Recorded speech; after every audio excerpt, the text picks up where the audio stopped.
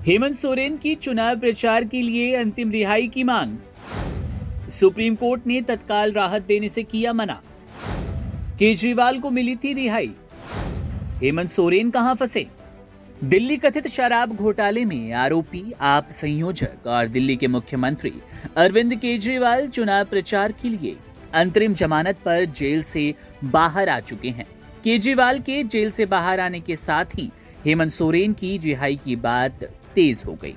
Supreme court ने शुक्रवार को मनी लॉन्ड्रिंग मामले में झारखंड के पूर्व मुख्यमंत्री हेमंत सोरेन की चुनाव प्रचार के लिए अंतरिम जमानत की याचिका पर विचार करने से इनकार कर दिया।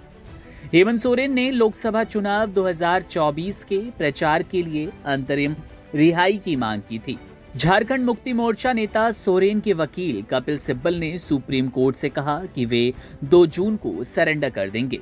इस पर ईडी ने कहा कि सोरेन को 31 जनवरी को गिरफ्तार किया गया था, चुनाव रिहाई का आधार नहीं हो सकता। वहीं कोर्ट ने तत्काल राहत देने से मना करते हुए कहा कि ईडी सोमवार तक लिखित में जवाब दाखिल करे। अब मामले पर मंगलवार यानी कि 21 मई को सुनवाई होगी। झारखंड में एक दौर का मतदान हो चुका है।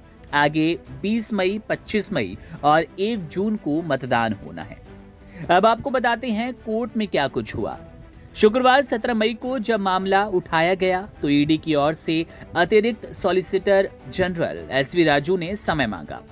पीठ ने एसजी से अंतरिम जमानत की एप्लीकेशन के बारे में पूछा। इसके जवाब में एसजी ने कहा कि सोरेन को बहुत पहले 31 जनवरी को गिरफ्तार किया गया था और उनकी नियमित जमानत याचिका खारिज कर दी गई। उन्होंने ये भी बताया कि चुनाव के 4 चरण पहले ही खत्म हो चुके हैं।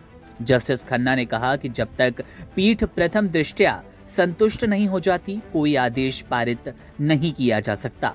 पीठ ने यह भी कहा कि शुक्रवार को विस्तृत सुनवाई का समय नहीं है, क्योंकि अरविंद केजरीवाल का मामला दोपहर 2:30 बजे के लिए सूचीबद्ध था।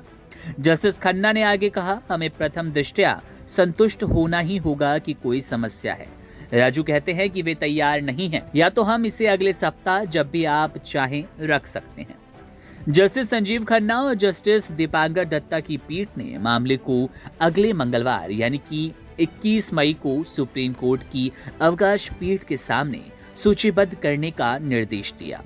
सोरेन ने 31 जनवरी को कथित भूमि घोटाले के सिलसिले में प्रवर्तन निदेशालय ईडी की गिरफ्तारी को चुनौती देने वाली अपनी याचिका को झारखंड हाई कोर्ट से खारिज किए जाने के खिलाफ सुप्रीम कोर्ट का दरवाजा खटखटाया है। बहरहाल मामले पर हमारी नजर है। जैसे ही कोई बड़ा अपडेट मिलेगा आपसे साझा करेंगे। बने रहिए वन इंडिया हिंदी के साथ।